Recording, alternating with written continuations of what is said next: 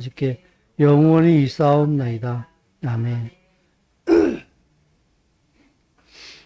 한 주간 동안 잘 지내셨죠? 예. 오늘 우리 찬양 인도하시는 집사님께서 날 잡으셨는지, 그냥 이렇게 내려놓은 사람 같아요. 내가 찬양을 인도 안 하더라도 뭐 예배가 안 되겠습니까? 되지요. 되지요. 내가 뭐 못하더라도 하나님의 뜻은 이루어지는 것 아니겠습니까? 그렇지요. 이루어지죠. 근데 오늘 아침에 우리 집사님께서 그런 말씀을 이렇게 하시는데, 저도 오늘 아침에 그 생각을 많이 하면서 왔어요. 어저께 밤에 이제 설교 준비를 끝내놓고서 유 선생님이랑 잠시 이렇게 같이 놀고 있다가 이제는 자야 되겠다 싶어서 이제 방으로 들어왔는데, 저희 아내가 여보, 새롭게 하소서에 나온 어떤 목사님이 한 분 계신데 그분이 설교 한번 들어봐 그러는 거예요. 그래서 이제 찾아서 들었어요. 김유비 목사님이라고 한 8개월 전에 이제 새롭게 하소서에 나온 그 방송인데,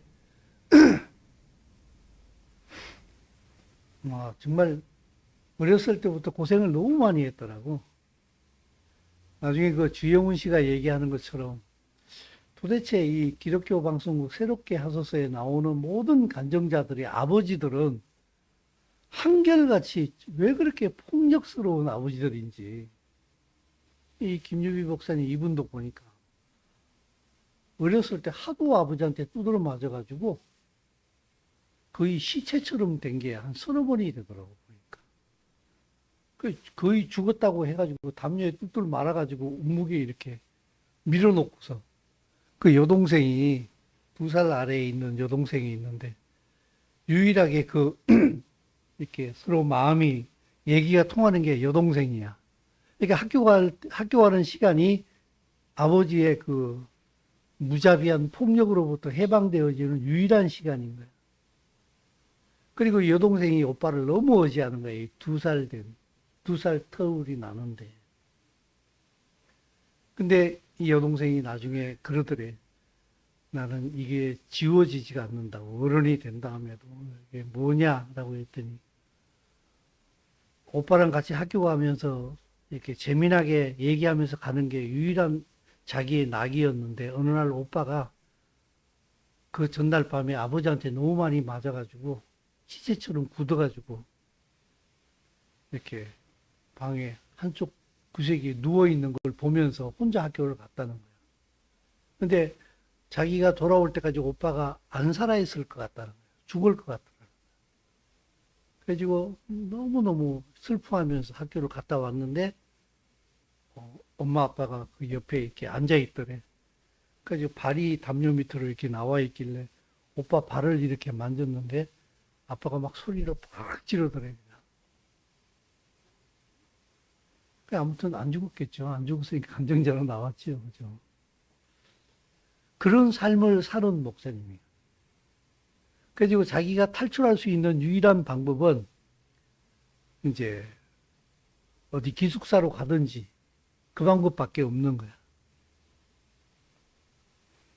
탈출하고 싶어도 뭐 너무 집이 가난하니까 판자촌 집인데, 그 목사님 표현이 웃겨. 그 판자촌 사이 길을 걸어가다 보게 되면 막 여기저기 집에서 막 곡소리들이 막 들린대요. 서로 싸우는 소리가. 어떤 때는 판잣집이다 보니까 부부 싸움을 격렬하게 하다 보면 벽으로 사람이 튀어나온대. 벽이 무너져가지고. 자기 아버지도 화가 나면은 톱으로 집을 막 쓸었대. 근데 그 표현이 너무 웃기는데, 근데 그게 참 웃기지만 않더라고. 너무 슬프더라고, 한편으로는. 웃기면서 슬프더라고. 근데 이 사람이 이제 학교 공부도 뭐 그런 환경에서 공부를 잘할 리가 없지요. 그 뭐 이제 그때가 중학교 3학년쯤이었는데 어느 날 그 이렇게 무슨 잡지 같은 걸 보다가 안산에 있는 동산고등학교, 제가 알기로 좀 그게 좀 하이클래스 학교인 걸로 알고 있는데 공부 잘하는 애들이 많이 모이는 것으로 알고 있는데 그게 이제 기숙학교에 갈 수 있더래. 그래가지고 막 자기한테 전율이 오더래. 기회다. 그래서 자기가 그냥 그 학교를 찾아갔대. 중3 때. 그랬더니 교감선생님이 너무 친절하게 이렇게 학교를 막 소개시켜주면서 너 근데 너는 그 저기 뭐야 이제 연합고사인가 뭔가 있잖아요. 예, 고등학교 갈 때 그 점수 200점 만점인데 너 점수 몇 점이니? 그러더니 자기가 그때 88점이었대. 200점 만점에. 그래가지고 순간 당황해가지고 88점이요 이렇게 얘기한 것 같대 자기는. 근데 교감 선생님이 못 들었는지 상처받을까봐 말을 안 하셨는지 모르겠지만 그래 너는 올 수 있어 그러더래. 그래가지고 어린 마음에 탈출하고 싶은 마음에 그날서부터 3개월 남았더래. 시험 볼 때까지. 잠도 안 자고 공부를 했대. 오직 이 집에서 탈출해야 된다라고 하는, 기숙사 가야 된다라고 하는 그 한 가지 일념으로. 근데 마지막 시험을 봤는데 167점인가 나. 거의 2배로 오른 거죠. 그죠? 그래가지고 뭐, 아무튼 간당간당 달랑달랑 했는지 아니면 학교 측에서 긍휼을 베풀어 줬는지 모르겠지만 갔대. 그리고 기숙사에 들어갔대. 살 것 같대. 근데 또 한 가지 문제는 그 학교에 가봤더니 그 학생들이랑 자기랑 레벨 차이가 너무 심하더래. 거의 수재들이래. 전부 다 모인 애들이. 그러니까 자기하고는 도무지 상대가 안 되더래. 그래서 자기는 어차피 집에서 탈출하려고 잠시 공부를 했을 뿐이지 공부에 관심도 없고 공부해봐야 비전도 안 보이고 그래가지고 자기는 학교 수업 시간에 거의 자고 뭐 그런 시간 그렇게 행동을 했대.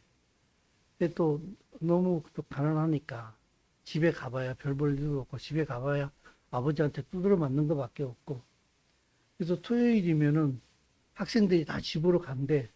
그러니까 학생들이 집에 다 가버리니까 기숙사는 아예 전기를 내려버린대. 근데 자기는 집에 안 가니까 그럼 식당도 안 하잖아요. 그럼 월요일 날 학생들이 돌아올 때까지 굶고 혼자 기숙사에서 누워 있었대. 그 얘기를 듣는데 참 진짜 비참하기 짝이 없는 거야. 그 애가. 그래서 자기는 그 이불 속에 누워가지고 늘 울었대. 1년 만에 기숙사 공사를 하는 바람에 방학이 됐는데 기숙사 공사한다 그래. 이제 빼도 박도 못하니까 1년 만에 어쩔 수 없이 집에 갔대. 가고 싶어서 간 게 아니라. 그때 이제 집에 왔다고 또 1년 만에 자식이 돌아왔으니까 나름대로 가난한 살림에 또 이렇게 진수성찬을 차려놨대. 엄마랑 아빠랑 여동생이 나가서 밥을 먹는데 아버지가 그러더래. 많이 먹어 그러더래. 이제 순간 그러면 우리 일반적으로는 어때요? 많이 먹어 그러면 예 많이 먹겠습니다. 감사합니다 이러잖아 그죠? 많이 먹어? 많이 먹어? 그 한마디로 다 될 줄 알아? 내가 이 기숙사에서 1년 동안 어떻게 사는 줄 알아? 많이 먹어? 자기가 막 불의 사자가 돼버렸다. 밥상 뒤집어 엎어버리고 집안 유리창 다 깨고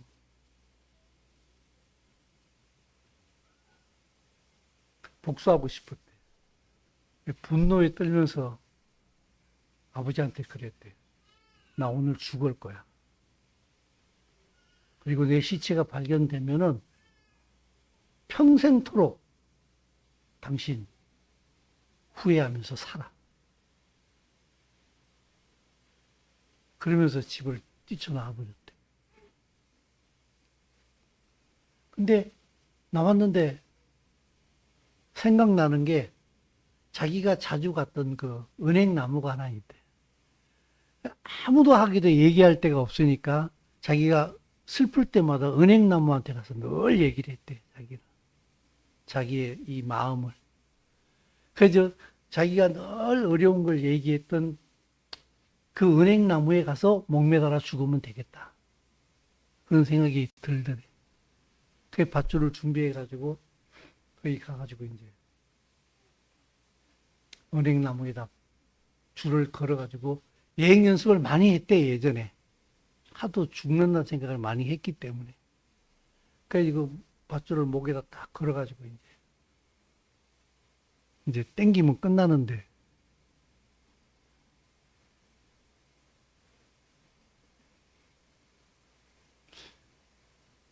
그렇게 하나님이 원망스럽다. 그래서 자기가 그랬대. 당신이 계신다면은 나는 당신을 저주합니다. 하나님 당신을 저주합니다.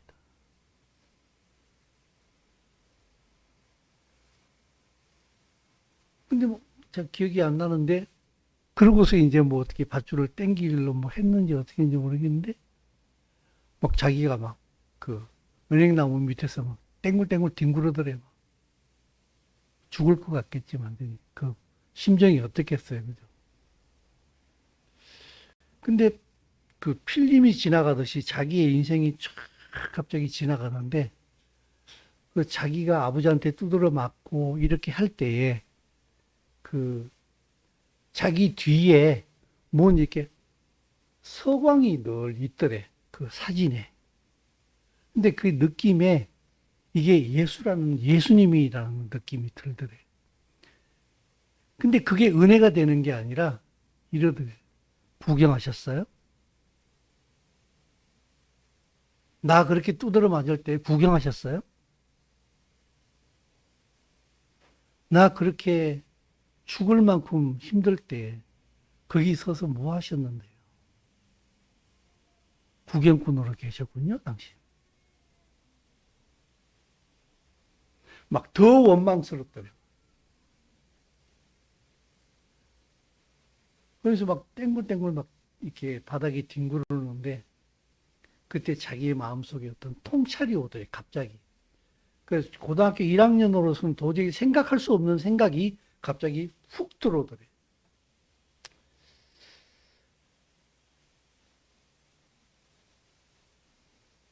유비야, 미안하다. 하나님이 하시는 말씀이에요. 유비야, 미안하다.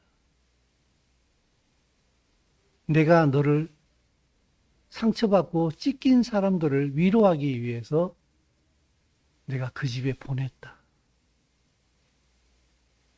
너무너무 미안하다.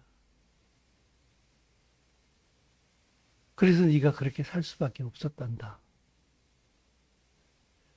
근데 그 한마디 말씀이 땡땡을 뒹굴으면서 자기가 왜 그렇게 살아왔는지에 대한 해답이 얻어짐과 동시에 앞으로 내가 어떻게 살아가야 할 것인가가 답이 나오더래. 그래서 거기서 툴툴 털고 일어나가지고 집으로 다시 돌아갔대. 그래서 아버지한테 가서 무릎 꿇고 과거에 아들은 죽었습니다.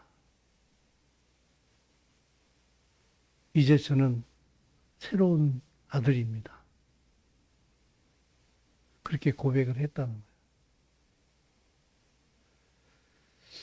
거예요. 그래서 이제 그런 얘기를 내가 좀 이렇게 듣고 있는데. 아침에 이제 밥 먹으면서 저희 아내랑 그 얘기를 다시 이렇게 나누면서 밥을 먹었는데, 내가 그런 거예요. 아니, 그런 집에 그들을 치유하려고 그 사람을 보냈다고 하게 되면은 좀 멘탈도 강하고, 어? 좀 힘도 있고, 능력도 있고, 그 자기를 압박하려고 오는 그 모든 상황들을 깨트려낼 수 있는 그런 좀 힘 있는 사람을 보내지. 두드러 패면 두드러 패는 대로 다 맞아야 되고, 죽이려고 하면은, 어? 죽임을 당할 수밖에 없는 그런 연약한 사람을 거기다 보내가지고, 그렇게 피똥을 싸게 만드냐. 제가 이제 불만 섞인 어떤 그런 어조로 이렇게 얘기를 했어요. 우리 아내랑 같이 얘기를 하면서. 그랬더니 저희 아내가, 여보, 당신이 얘기하는데 바로 그분이 예수야. 인간으로 오셔서 죄인들에 의해서 밀면은 미는 대로 밀려갈 수밖에 없는. 예전에 보게 되면 그 상처받은 치유자라고 하는 책이 있거든요. 제가 지금 드리는 이 말씀은요, 그분이 다 이해가 된다라고 하는 그런 말이 아니라 그분과 똑같은 그런 어떤 생각들을 내 마음속에 가지고 있기 때문에 제가 지금 이 얘기를 하고 있는 거예요. 제 마음속에 하나님을 향한 지금도 지워지지 않은 섭섭함이 있어요. 예전에 한번 여러분들에게 말씀드린 적이 있는데, 그, 사람들이 집에서 키우던 개를 휴가 가가지고 휴가지에서 그 개를 버려버리고 돌아오는 거예요. 근데 이 얘기는 섬에다 갖다 버리더라고. 못 돌아오도록. 근데 그 섬의 그 순환도로 한 귀퉁이에 한 개 한 마리가 하염없이 거기 앉아서 주인을 기다리는 거야. 그래서 제가 그때 그 다큐멘터리를 쭉 이렇게 보면서 제가 꼭 그 개 같은 거예요. 내가.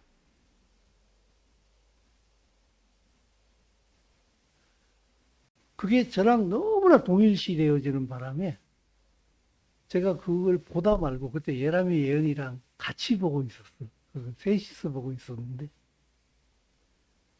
나 혼자 안방에 들어가서 이불을 이렇게 두세 겹을 뭉쳐가지고 머리에 뒤집어 쓰고 저는 대성통곡을 하고 나 혼자 울었어요.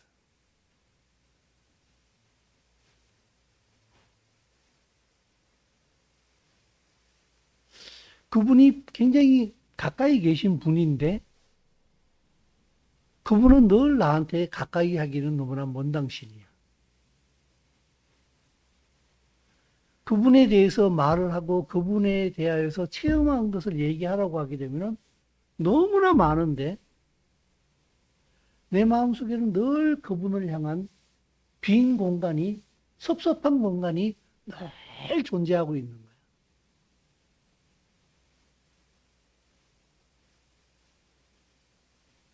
근데 어젯밤에 저희 집사람이 갑자기 내가 설교 준비하느라고 책상 앞에 앉아 있는데 이렇게 오더니 내 의자 밑에 갑자기 앉는 거야. 여보, 기도해줘. 그래. 허리가 아파서 온몸이 저리니까 잠을 못 자겠다고 기도해달라. 예전에 몇 달 전까지 열심히 기도했거든요. 한 1년 전 된 것 같다. 1년 전까지 열심히 기도해. 낫게 해주십시오. 안 낫더라고. 그래서 기도 안 했어. 근데 어저께 밤에 와서 갑자기 기도해달라고 그러는데 정말 거짓말 하나도 안 못해가지고 한 거야. 기도? 어떻게 하지? 이거 기도 어떻게 하는 거지? 여러분, 저 목사 맞아요? 손 놓고 주님 치료하여 주시옵소서 이래 바로 딱 나와야 되잖아. 수도꼭지 열듯이. 치유기도 어떻게 하는 거지? 치유기도 하면 낫나? 안 낫던데? 백날 해봐야 안 되던데?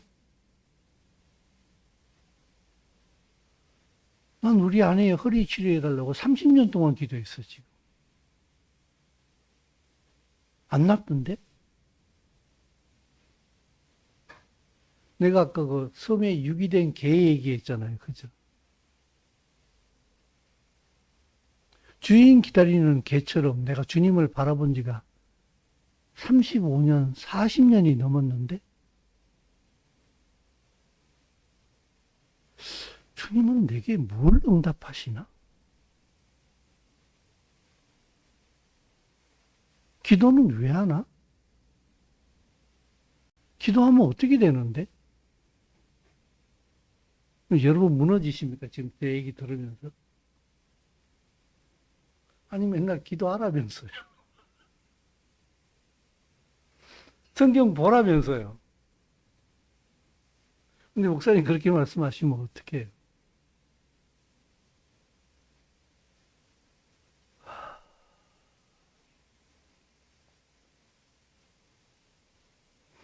그 연약함이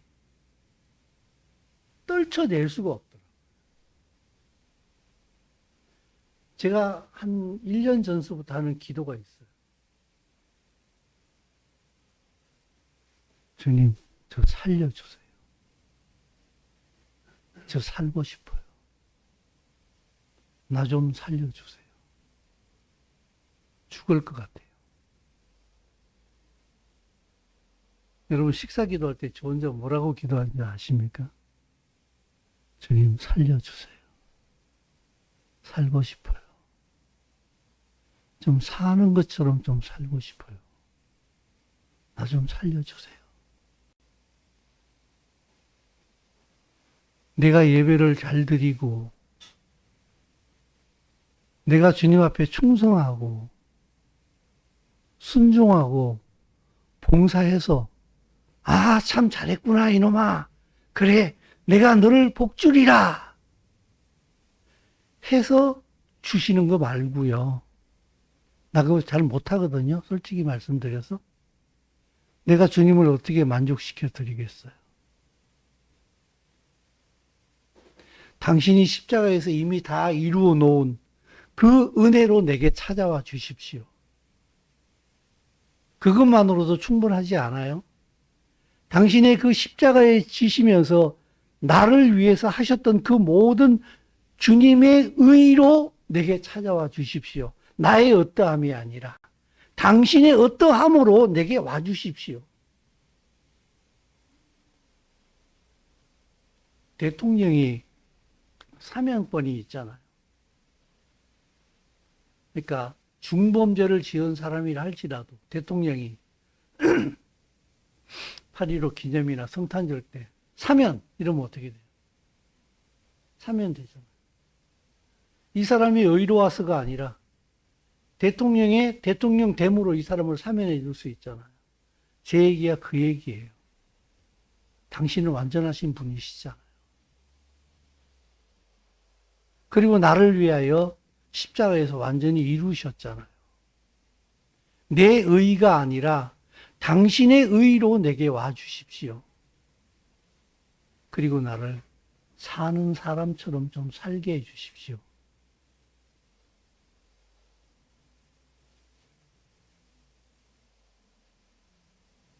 여전히 잘하는데,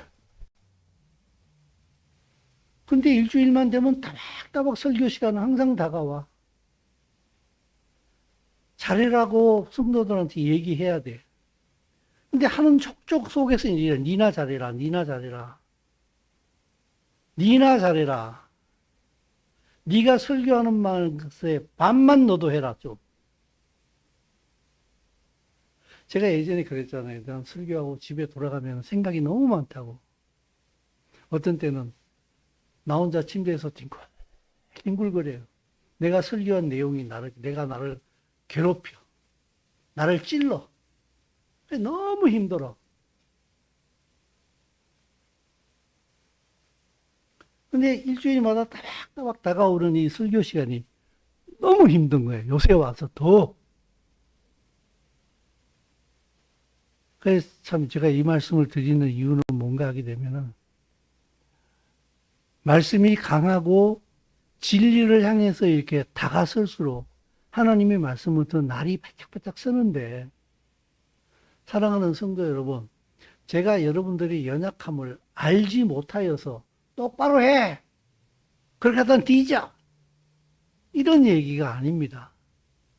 뒤지면 아마 나부터 뒤질 겁니다. 진리의 말씀 앞에서. 우리 모두 똑같은 연약함을 가지고 있습니다. 다만 내가 내 연약함에 내가 함몰되지 않는 것은, 거기에 빨려 들어가지 않는 것은, 저기가 내가 서야 할 자리라는 것을 알고 있기 때문에 그분을 향한 겨자씨 하늘만 하는 믿음을 가지고 그분을 향해서 그래서 몸부림치고 있고, 그 하나님의 은혜가 나를 붙들고 있기 때문에 내가 여전히 있지 않나, 저는 그렇게 생각을 해요. 제가 아까 이 얘기를 시작하면서 그랬잖아요. 그 목사님 얘기하면서, 아니 그런 상처 많고 그렇게 험악한 집안에 그 집을 위로하려고 보내면은 좀 멘탈 강하고 힘있고 능력 있고 파워풀한 사람을 좀 보내지, 같이 썰려갈 수밖에 없는, 때리면 때리는 대로 맞아야 되고 찌르면 찌르는 대로 찔림을 받아야 될 수밖에 없는 그런 사람을 거기다 보내느냐.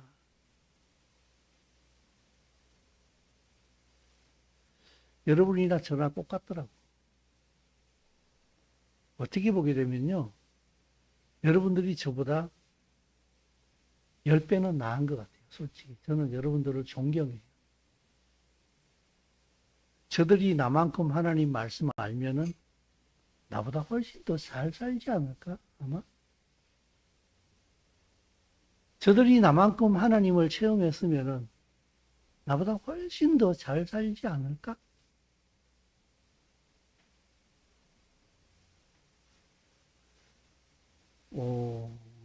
저는 가르치는 자로서 오늘도 여기 앉은 게 아니라, 여러분, 이곳이 목적지래요. 나 지금 여기 와 있거든요. 빨리 와. 아, 정말 짜증나. 그것도 못해? 이런 의미가 아니라, 여러분들과 같이 서 있어요, 저는 지금. 그래서 이렇게 얘기하는 거예요. 여러분, 저기에요, 저기. 저기라고. 같이 가자고요. 나도 가다가 계속 버벅거리거든요. 같이 가자고요.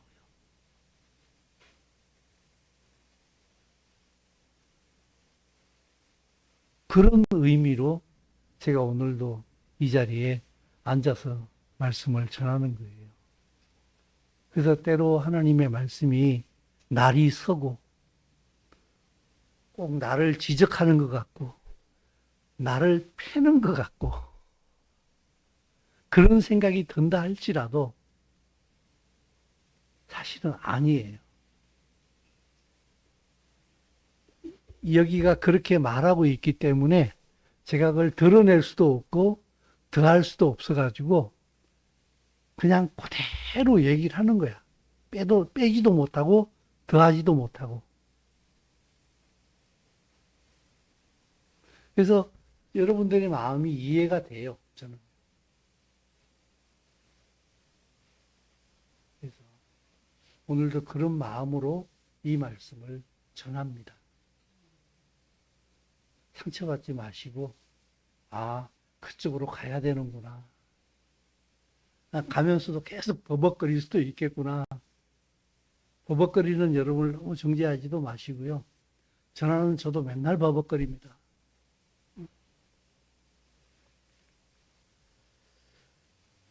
오늘 이 출애굽기 35장 말씀부터 이제 전하는 말씀인데, 모세가 시내산에 2번 올라가잖아요. 그죠? 첫 번째 올라가서 십계명 받아와서 내려왔을 때에는 이스라엘 백성들이 금송아지 만들어 놓고서 춤추는 바람에 열받아가지고 십계명 집어 던져버리잖아. 두 번째 올라가서 이제 하나님 말씀 이렇게 받고, 그게 34장이 나오거든요. 그 34장에서 이제 그 하나님의 말씀을 다시 듣고 십계명을 받아가지고 이제 내려오는 거예요. 내려와가지고 이제 35장 1절 말씀에 보면은, 같이 읽어볼까요? 시작.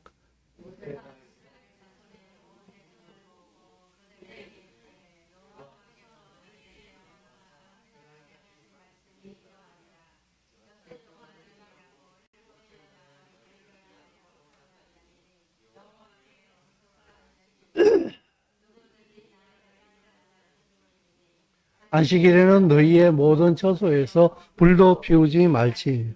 아멘. 이제 오늘 그 토라 포션 제목이 바에크라. 모세가 이스라엘 자손을 온 회중을 모았다는 뜻이에요. 바에크라가. 왜 모았는가 하게 되면은 출애굽기 34장에 두 번째 시내산에 올라갔을 때에 하나님으로부터 들은 말씀을 이제 전해주기 위해서 이스라엘 백성을 불러 모은 거예요. 근데 그 34장에 보게 되면은 하나님께서 쭉 말씀하신 게, 가나안 땅 원주민을 내가 쫓아내겠다. 그 땅을 내가 주겠다. 그 땅 주민과 언약을 세우지 말아라. 무교절 그리고 77절 장막절을 지켜라. 1년에 3번은 모든 남자는 나한테 반드시 보여야 된다. 안식일을 지키라. 재물에 대한 규정과 그리고 십계명 돌판을 주시거든요. 근데 34장에서 두 번째 시내산에 올라갔을 때에 모세가 하나님으로부터 들은 말씀을 보게 되면요, 안식일에 대한 말씀은요 1절밖에 안 나와요. 여러분 한번 찾아보실래요? 34장 한번 찾아보세요.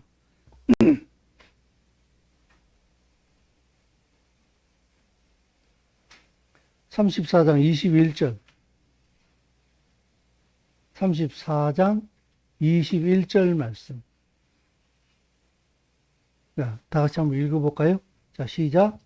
너는 여세 동안 일하고 일곱째 날에는 쉴지니 바깔 때나 거둘 때에도 쉴지며, 그 다음 22절은 77절 초실절 수장절을 지키라는 말씀으로 나오는데, 안식일에 대한 말씀은 1절밖에 안 하셨거든요. 34장에서 하나님께서 말씀하실 때. 근데 모세는 35장에서 그 말씀을 전할 때에 첫 번째로 이스라엘 백성들을 모아놓고서 첫 번째로 하는 얘기가, 여세 동안 일하고 일곱째 날은 너희를 위한 거룩한 날이니 여호와께 엄숙한 안식일이라. 누구든지 이날에 일하는 자는 죽일지니 안식일에는 너희의 모든 처소에서 불도 피우지 마라 하고 이렇게 말씀을 전하세요. 모세는 가나안 땅에 못 들어가요. 출애굽기에는 이 말씀이 자세하게 안 나오는데, 민수기 20장이 역시 출애굽기랑 동일한 내용이잖아요. 근데 그 민수기서에 보게 되면 그 모세가 가나안 땅에 못 들어가는 이유가 정확하게 나와 있잖아요. 머리바 반석에서 그 물을 낼 때에 모세가 방자하게 행했다고 하나님이 말씀하시잖아요. 그래서 그는 이스라엘 백성과 함께 가나안 땅에 못 들어갈 뿐만 아니라 뭐잖아, 이스라엘 백성을 떠나야 된다는 것을 모세는 잘 알고 있었어요. 그러면은 여러분, 내가 뭐잖아, 사랑하는 사람 곁을 떠나야 된다는 걸 알고 있을 때에 여러분은 그들에게 뭘 남기겠습니까? 남겨야 된다면 가장 중요한 것을 제일 먼저 자주 강조하지 않겠어요. 그죠? 저는 그렇게 해석을 했어요. 모세가 왜 안식일에 대한 말씀을 맨 첫 번째로 강조를 했을까?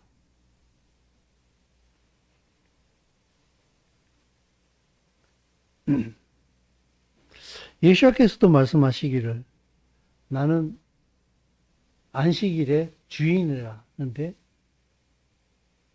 그 말은 안식일의 주님이다 이렇게 표현할 수도 있거든요. 이 안식이라는 뜻은요, 평안할 안자에 숨 쉴 식자예요. 숨 쉬는 게 내 마음이 쉬는 게 안식인가 봐.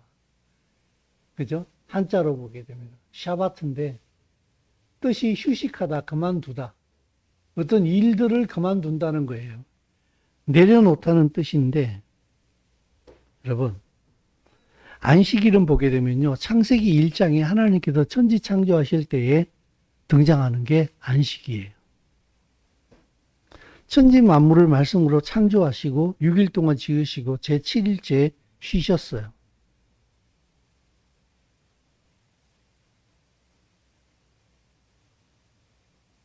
그래서 여러분, 제7일째 하나님이 쉬셨다는 의미는요, 하나님이 지으신 그 6일의 모든 창조가 완전하다는 것을 의미하는 거예요.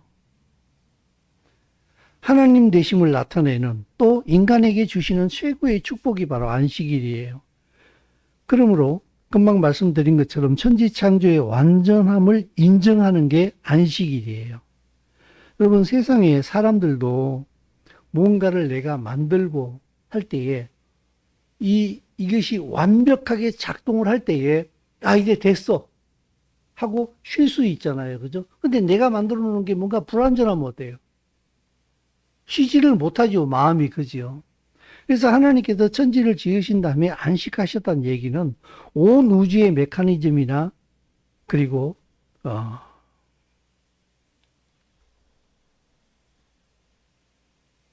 하나님의 형상으로 지음을 받은 인간이나 그리고 그들을 통해서 완성되어질 하나님의 나라나 이 모든 것이 완전하다는 것을 의미하는 거예요.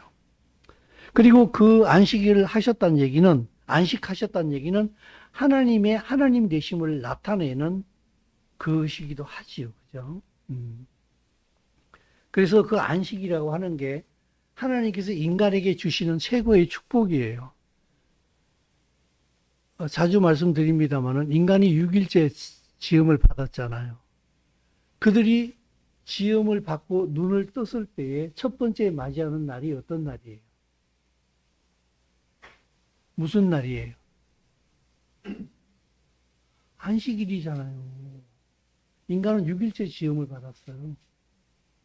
그리고 그들이 첫날 맞이하는 날이 안식일이라고요.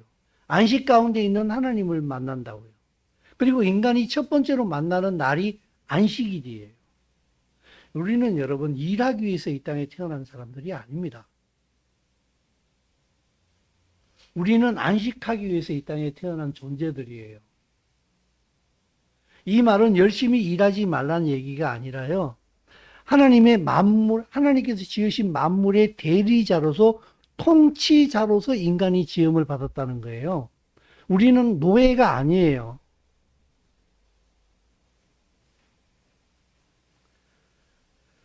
그래서 인간은요, 하나님의 사랑으로 서로 섬기기 위해서 지음을 받았고, 사람이 안식한다는 얘기는 무슨 말인가 하게 되면은 하나님의 안식에 동참하는 거예요. 신적 행위라니까 쉰다는 것은요. 내가 나에게 매이지 않고 세상에 매이지 않고 쉴 수 있다는 얘기는요. 하나님과 같은 사람이 됐다는 얘기예요. 그럼 맨날 쉬기만 하느냐? 이 안식은 제가 보기에 사명을 가지고 있어요. 그 사명이 뭔가 하게 되면은 하나님의 대리자로서 만물을 다스리는 거예요. 근데 인간이 타락하잖아요. 다스림의 권세가 없어져 버렸어요. 못 다스려요. 전부 다 노예가 돼버렸다고. 그래서 죄인들이 보게 되면 안식이 없는 거예요. 죄를 짓게 되면. 그래서 그들은 자기를 위하여서 일해야 돼요. 생존을 위해서 일을 해야 된다. 그러나 여러분, 예수와 그리스도의 피로 거듭난 그리스도인은요, 그게 아니에요. 원래 창조의 상태로 돌아가는 거예요. 그래서 내가 일을 하되 내 생계 유지를 위해서 일을 하는 사람들이 아니에요. 그 길은 선교 현장이에요. 그 일을 통하여서 그 일을 하면서 살아가는 나의 라이프 스타일을 통해 하나님의 말씀에 순종하며 살아가는 내 라이프 스타일을 통하여서 하나님 되심을 나를 통하여서 하나님을 보여주는 게 내가 거기 있는 목적인 거예요. 근데 죄가 나를 지배하게 되면은 내 생계 수단이 돼버려서 일하는 게. 그래서 이 직장이 없어지면은 사시나무 떨듯이 떠는 거예요. 왜? 내가 생존이 불가능해지니까. 근데 당신의 생존은 하나님께 있다는 사실을 알고 있는 사람이 거듭난 사람의 특징이라는 사실입니다, 여러분.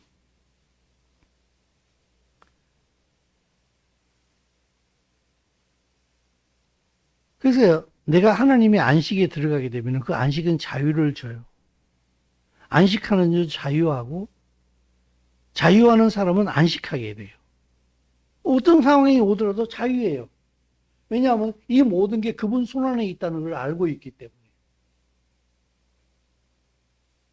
나로부터 자유해요. 그러니까 내게 무슨 일이 생겨도 나 I am okay야. 왜? 나를 주관하시는 분은 그분이시니까. 그래서 그는 어떤 상황 속에서도 안식할 수 있는 거예요.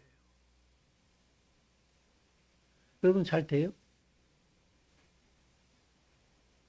이게 나를 환장하게 만든다. 성경을 보면 분명히 이게 원리야, 이게. 틀림없는. 이건 빼박도 안 되는 거예요. 틀림없어, 이거는. 목에 칼이 들어도 이게 틀림없는 사실이야. 근데 안 돼. 이 연약함이라는 것으로도 이 해석이 안 되는 거예요.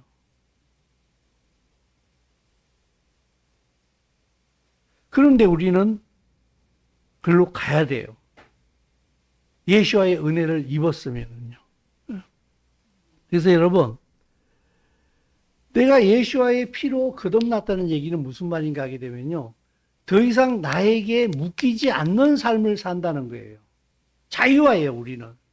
진리를 알지니 진리가 너희를 자유케 하리라. 그 말은 방종한다는 뜻이 아니에요. 죄인은요, 노예는 선택권이 없어요. 주인이 하라면 해야 돼요. 그래서 죄의 노예가 되면 어떻게 해야 돼요? 내 육신의 소욕대로 행하잖아요. 욕심이 나는데 내가 하고 싶은 대로 육신이 끄는 대로 끌려가잖아요. 근데 하나님의 자녀는 어떻게 되는가 하면 여전히 육신을 입고 있잖아요. 그죠? 육신의 소욕이 올라오는데 이걸 선택할 수 있는 힘이 있다고요. 아, 그건 아니야. 그건 진리에 어긋나거든. 우리 아버지 말씀에 어긋나는 것이거든. 난 노야, 그건. 하고 진리를 선택할 수 있는 힘이 있다는 거예요. 그게 바로 자유거든요. 여러분, 신앙생활 하면서 제가 참 깊이 느끼는 게 뭔가 하면 예수와를 믿는다고 하면서도, 안식의 반대 방향으로 가요. 그게 바로 종교적인 생활이에요. 안식은요, 내 모든 필요, 영이나 육의 모든 필요는 예수와 안에 다 있다는 것을 알고 믿고 그분 안으로 들어가는 게 진짜 신앙생활이에요. 그거 안식을 누리거든요. 근데 불안하다는 얘기는 무슨 말인가 하게 되면은 예수와 바깥에서 내 필요를 따내려고 하는 거예요. 예수와가 여기 계세요. 근데 연합된 게 아니라 그분이 향해서 믿음으로 그분과 연합되어진 게 아니라 예수와 여기 계세요. 나 여기 있어. 기도하는 거예요. 돈 주세요. 내 병 치료해 주세요. 기도를 통하여서 내 필요를 따내려고 하는 거예요. 이건 종교 생활이 되어버려요. 진리를 모르면요, 이거 열심히 하는 사람이 굉장히 믿음 좋은 사람처럼 보여요. 근데 진리를 알고 나게 되면은 그게 굉장히 틀린 신앙생활이라는 게 눈에 보여요. 그래서 아무리 기도를 열심히 해도 그 사람의 믿음이 있는 사람이라는 것이 절대로 그렇게 느껴지지가 않아요. 정말 믿음 없는 사람이다. 기도를 하면 할수록 그 사람은 더 믿음 없는 사람이에요. 여러분, 하나님께 따내려고 성경을 열심히 볼 수도 있어요. 하나님께 따내려고 헌금을 할 수도 있어요. 그래서 그 사람은요, 헌금을 하면 할수록 더 불신앙의 자리로 가는 거예요. 성경을 읽으면 읽을수록 더 불신앙의 자리로 갈 수밖에 없어요. 이게 신앙의 역설이에요. 근데 그 진리의 눈을 못 뜨면은요, 그렇게 해서 자기의 소원을 이루기 위하여서 성경 읽음으로 하나님을 협박하고, 기도함으로, 헌금함으로, 예배함으로, 전도함으로 무기 삼아서 하나님을 협박하고 있는 그 행위가 굉장히 틀린 것으로 보이게 된다고요.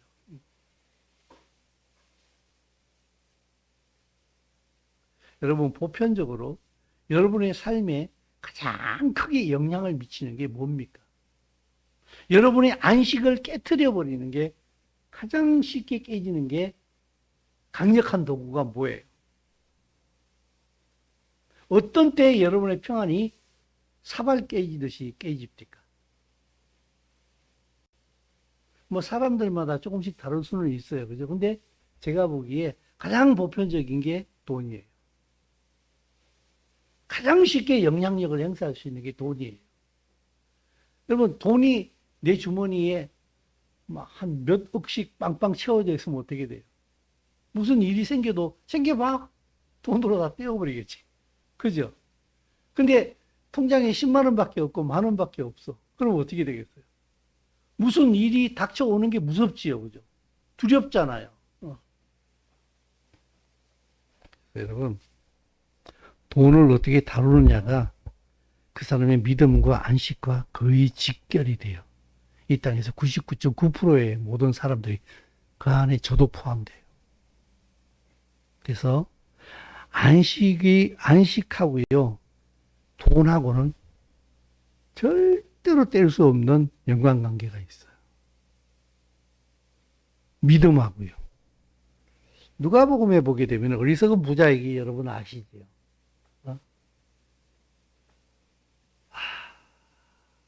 누가복음 어리석은 부자 얘기 잘 아시죠? 그죠? 설명이 필요 없죠, 그죠? 농사 잘 돼가지고 이 부자가 뭐라 그래요? 자, 시작.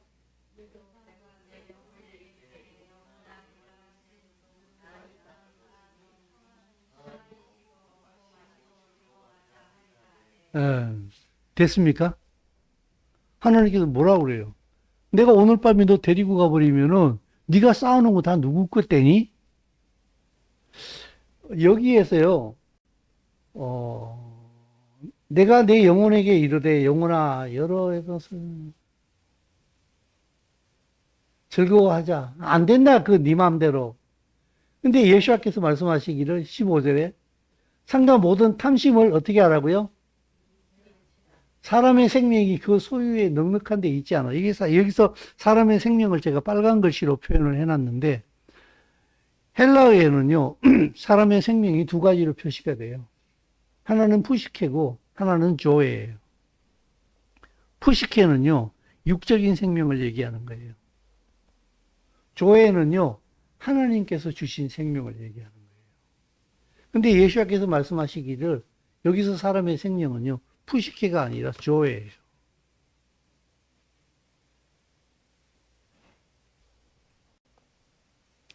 어리석은 부자는요, 내 영혼의 평안함을 돈으로 살려고 그래요. 근데 예수와의 말씀은 그건 돈으로 안 된다라고 말씀하시는 거예요. 그래서 수많은 그리스도인들이 속는 거예요. 하나님께 돈을 구해요. 그리고 내가 내 통장에 잔고를 댈 수 있는 대로 최대한 빵빵하게 쌓아두려고 그래요. 그리고 그 쌓은 것을 보면서 이 어리석은 부자처럼 뭐라고 얘기해요? 많이 쌓아뒀으니까 이제 쉬자, 이렇게 얘기해요. 근데 예수님께서 뭐라고 말씀하시는가 하면 그걸로 너는 절대로 안식을 못 누려. 예수님의 말씀이 제 얘기가 아니에요. 여기에 비해서요, 누가복음 21장에 나오게 되면은, 여러분, 두 렙돈 갖다 바치는 헌금 드리는 그 과부 얘기가 나오잖아요. 그죠? 많은 사람들이 엄청난 돈을 넣었는데, 가난한 과부는 얼마 넣었어요? 두 랩돈이 여러분 얼마인 줄 아십니까? 또 제가 또 친절한 네이버에게 또 검색해가면서 다 물어보지 않았겠습니까? 응? 2024년도 최저임금까지 계산을 해가면서 9,826원인가? 원래 최저임금이 6시간 동안 일하는 것으로 계산을 해가지고 저기에 다 적용을 시켜봤어요. 우리나라 2024년 현재 시점으로 두 랩돈은 1,232원이에요. 이 과부가 드린 헌금이 1,500원도 안 돼요. 근데 주님은 최고로 많이 했다.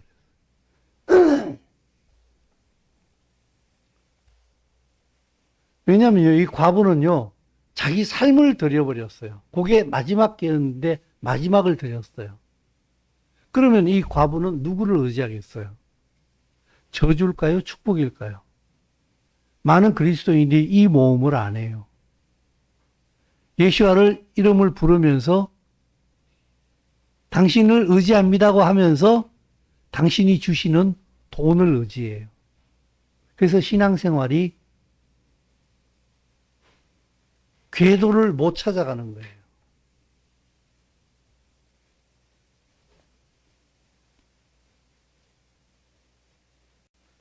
이스라엘 백성이 안식일을 지키라고 하나님께서 모세가 맨 먼저 얘기하잖아요. 그죠? 근데 이게 늘 부담이에요. 근데 아무것도 없는 광야에서도 하나님께서 안식일을 말씀하시면서 뭐라고 말씀하시는 거? 만나를 내가 줄 거야. 근데 안식일에는 거두러 나오지 마. 그 전날 내가 따블로 줄게 그랬잖아요. 근데 이 사람들 거두러 나가야 안 나가요? 나가잖아요. 아, 이게 인간의 현주소예요. 그래서 여러분, 안식일과 만나는 딱 연관이 된다니까. 먹고 사는 문제하고 안식일하고 딱 연관이 돼요. 그럼 이걸 현대판 우리 그리스도인에게 딱 끌고 오게 되면요. 안식하고 뭐가 연관이 되는가 하게 되면은 뭐가 연관이 돼요? 뭐하고 연관이 돼요? 금방 내가 얘기했잖아요. 뭘로 연관이 돼요? 돈. 돈이에요. 이건 빼박이에요. 그래서 여러분, 신앙생활 하시면서요. 우리가 궤도 위로 치고 올라가려고 할 때에 여러분 빨리 헌금 문제에 있어 가지고 여러분 회개하셔야 됩니다. 빨리 회개하셔야 됩니다. 하나님 앞에 마땅히 드려야 할 예물에 대하여서 인색하게 하고 내 생존을 위해 가지고 이건 있어야 돼 하면서 하나님 앞에 안 드리고 못 드리고 미루고 계속 뒤로 띵겨 차는 것은 당신 스스로 안식을 깨뜨리고 있는 거예요. 그분이 당신을 통치하시고 이렇게 터치할 수 있는 영역들을 자꾸 돈으로 카바를 해버리는 거예요. 저는 여러분들에게 지금 돈 내라 이 얘기를 하는 게 아니에요. 돈 내라 얘기를 하는 게 아니라 우상 숭배를 조심하십시오 이 얘기를 하는 거예요. 당신이 지금 돈을 통하여서 당신을 섬기고 있는 우상 숭배 같은 신앙생활을 하고 있다는 거예요. 헌금을 못 드린다는 그것 자체가. 그래서 그것이 당신으로 하여금 계속 하나님으로부터 하나님께 가까이 못 가게 만들든지 늘 그냥 그저 그렇고 하는 힘없고 맥없는 신앙생활을 하도록 만들어버리는 굉장히 중요한 요소가 된다는 거예요. 사단은 그걸 통해서 우리를 이렇게 딱 붙들고 있거든요. 이 물질을 통해서 우리가 하나님 앞에 나아가지 못하도록 계속 뒤에서 잡아당기거든요. 여러분, 저는 잘 알아요. 제가 그걸 더 많이 체험하는 걸요. 살떨리게.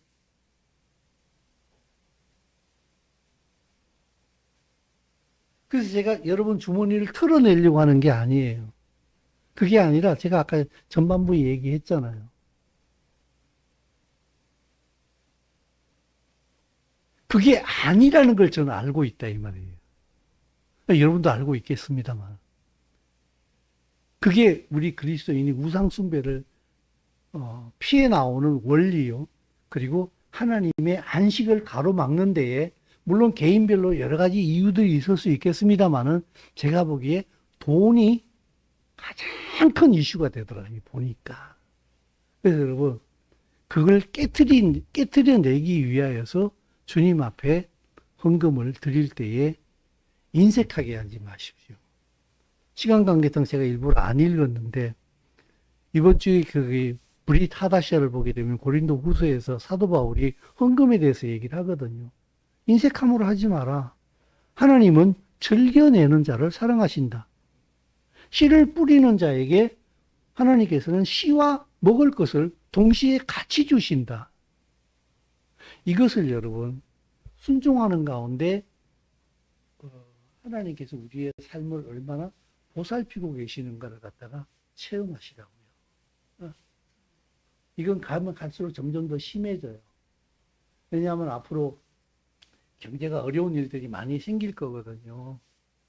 그래서 오늘은 그 이제 안식에 대한 말씀인데 제가 보기에는 이 안식을 깨뜨리는 것이 바로 현대 그리스도인에게는 돈이 가장 큰 역할을 하고 있더라.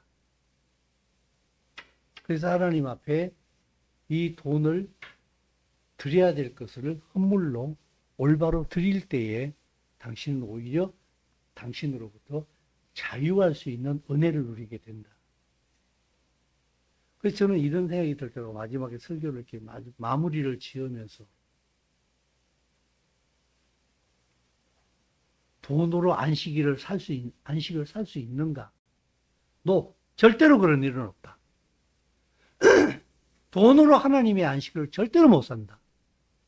그러나 당신이 하나님 앞에 예물 드림에 있어가지고 인색하는 한 하나님의 안식은 당신에게 오지 않는다. 늘 우상 숭배를 하고 있기 때문에. 그래서 우리는 돈을 하나님 앞에 헌금을 드릴 때에 하나님으로부터 뭔가를 얻어내기 위하여서 하지 않는다. 오히려 내가 믿고 있는 그 예수와 안에 내가 원하는 모든 것이 다 있다는 사실을 내가 믿음으로 알고 있기에 나는 나를 지키려고 하는 이 돈의 거풀을 믿음으로 벗겨낸다. 이걸 오히려.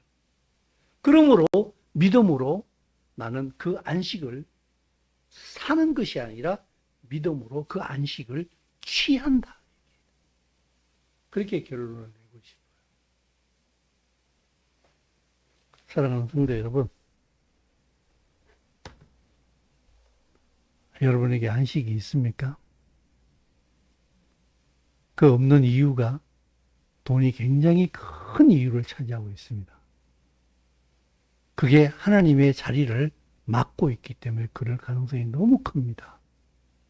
믿음으로 하나님 앞에 예물을 드림으로, 마땅히 드려야 할 예물을 드림으로, 그게 하나님 사랑이고 그리고 사람 사랑이, 형제 사랑이거든요.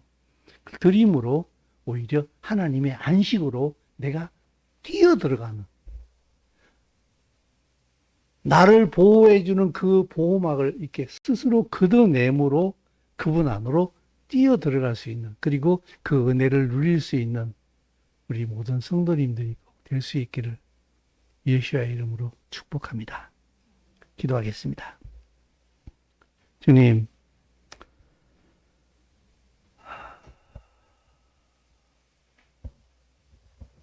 알고 있으면서도 그 길을 참 가기가 힘들어하는 것이 우리들의 모습입니다.